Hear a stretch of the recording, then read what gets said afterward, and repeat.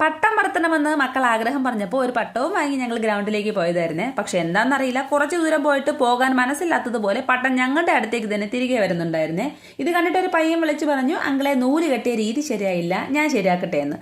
North Indian പിള്ളേർ ഇക്കാര്യത്തിൽ expert ആണല്ലോ. ശരിയായ രീതിയിൽ നൂല് കെട്ടിയപ്പോൾ അവന് തന്നെ പട്ടം പറത്താനുള്ള അവസരവും ഞങ്ങൾ കൊടുത്തു.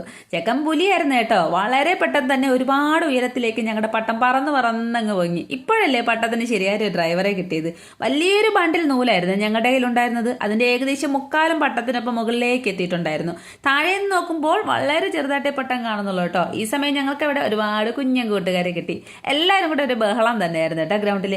ആ ദിവസം നന്നായിട്ടങ്ങ് എൻജോയ് ചെയ്യാൻ പറ്റി. ഒരു പട്ടത്തിന്റെ യാത്ര കാണാനുള്ള ഇഷ്ടം എല്ലാവർക്കും ഉണ്ടല്ലേ. അതിനൊരു പ്രായപരിധിയൊന്നുമില്ല. പിന്നെ എന്റെ ഫോണിൽ പട്ടത്തെ കാണാൻ പോലും പറ്റാതായി. അങ്ങ് ദൂരെ പട്ടം ഒഴുകി നടക്കുന്നത്. നിങ്ങൾക്കിത് കാണാൻ പറ്റുന്നുണ്ടോ?